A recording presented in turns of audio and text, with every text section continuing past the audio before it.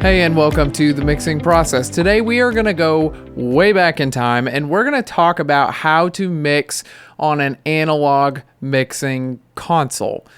To a lot of us who really have most of our experience in digital consoles and digital plugins and things like that, whenever we stumble across an analog console that has all the rows of knobs and buttons and faders and everything, it's kind of familiar to us, but it can be a little bit overwhelming. We're not used to a setup like that. So if that kind of describes you, if that feels like the boat that you're in, this video is going to be the one for you. But before we get there, if you're new to this channel and you haven't already downloaded my free mixing guide, you can actually download it now on my website, themixingprocess.com. I think it'll really help you work through your mixing sessions in an organized, systematic way to really get the results in your music that you've worked so hard for. I think that guide will help you quite a bit. So go give that a download today, and let's get into learning how to use an analog console. All right, so I'm going to show you a picture of the console that I actually use on a weekly basis now, and we're going to kind of walk through what exactly is going on here, how it's organized, how it's set up, and I think once you understand that, it'll make this a lot easier to understand. So if you're familiar with how a mixing console is usually set up, you can see that this is structured in rows, okay? So every channel has its own row of knobs and buttons. This is called a channel strip, and every strip is basically exactly the same, okay? So we're gonna start top to bottom and work our way through that and discuss what's going on in the channel strip. And I think once you kind of get a picture of one, you'll realize you kind of have a picture of all of them. All right, so the first thing we're going to talk about is the inputs and outputs. All right, so we've got an XLR port right here, and we have a line in port. So this console gives us the ability to either do an XLR cable input or a instrument cable input. We can do one or the other. We've also got a 48 volt phantom power button here if we need that to power whatever we're going, whether it's a mic or a direct box or something like that. That's what that button is for. All right, next is the input or the insert jack. This might be unfamiliar to you if you don't really understand how analog gear used to work. So right now in digital consoles, we're used to kind of having everything, all our plugins built into the console. Well, it wasn't always like this. In an analog console, you have some things built in, but other things you didn't. So this console actually doesn't have a compressor built into it. So if you wanted to use a compressor, you are going to have to use an external piece of gear. All right, so how would that get wired in? How do we use that? Well, let me open up this thing here. This little chart will show you. We actually have a Y cable here. This end of the jack would go into this insert port right here. Then one wire of that would go to one side of this Y cable, and it would go as the send. It would send to this processor here. It would get processed, and then it would return it out through the other cable and then go back through this one. So it was kind of one port that would split that channel out, get processed, and then come back into the same port, and that was how they did external processing. So that's what that insert jack is there for.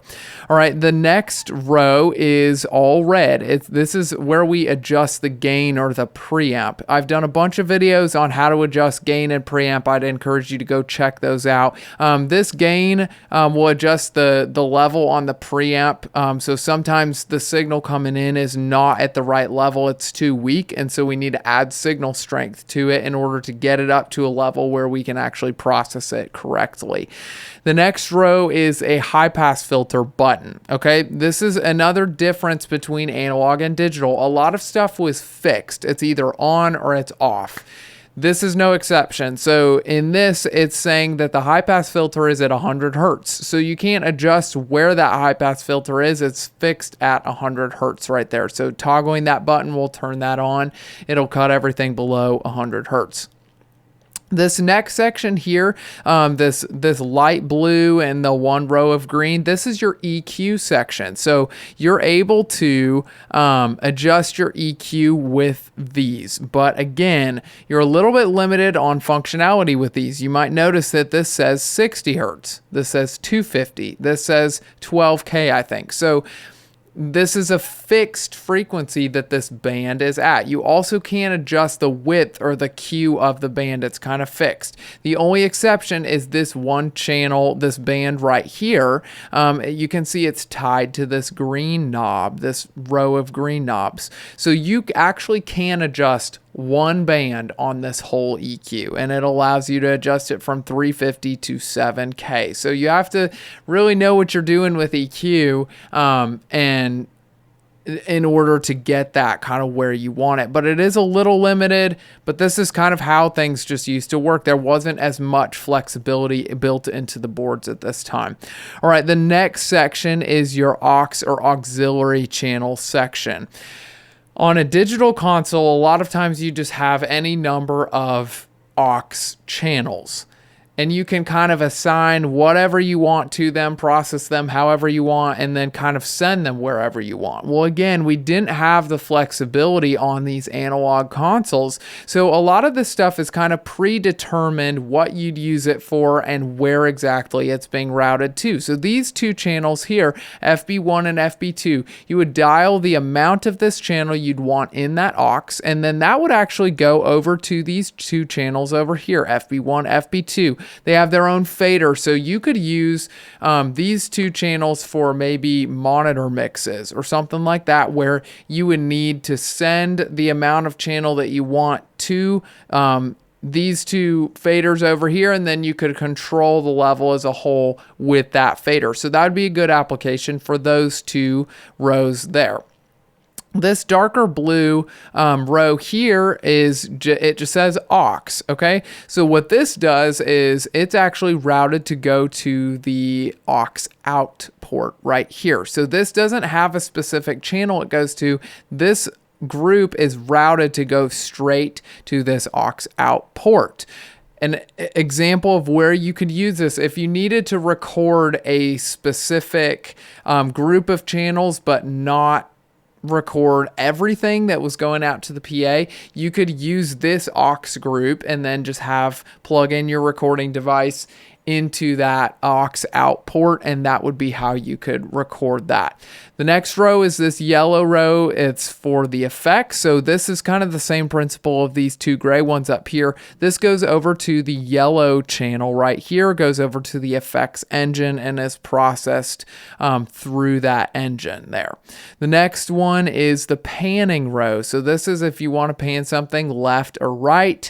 Then we've got the mute buttons. Then we've got a PFL button. That stands for pre-fader listen. So if you want to solo that channel and listen to it in headphones or something, that's how you would do that. And then last of all, we have the actual faders. This, of course, is where you would blend all of these channels together, build your mix, and to go to the left-right mix over here with these channels. All right. The only difference in all of these channels is these two over here. These are actually 17 to 18, then 19 to 20. These are stereo channels, okay? So this board allows you to control them separately or together. Its EQ options are a little bit more limited, but all the aux options are all the same. You've got panning, mute, and this solo button here too. So again, like I said, once you understand one channel strip, you pretty much understand all of them. And that's kind of the beauty of these consoles. The only other thing that I didn't mention was up here in this corner, we've got some EQ stuff for your main outputs if you want. You have your some effects, external effects inserts. You've got your headphones. You've got a mono out. So this has its own little knob over here that you would use if you were trying to hook up a subwoofer or something like that. So it's again, it's very similar to all the things that we do with digital consoles. It's just done in a little bit different way. There isn't as much flexibility in the ways that you can route things. It's kind of hard and fast. But that was just kind of the world that we lived in before the digital age of mixing consoles came along. So that's kind of how that this board works. If you have another analog board, it's most likely going to be very similar to this one. So hopefully that was helpful to kind of walk through and give you an idea of what on earth am I looking at when I see an analog console? Like I said, once you understand how it's all organized, it really makes it a lot less overwhelming. So hopefully this walkthrough was helpful for you. If you have any questions for me, you can leave them in the comments section below. Until then, go be great at what you do. I will see you on the next video.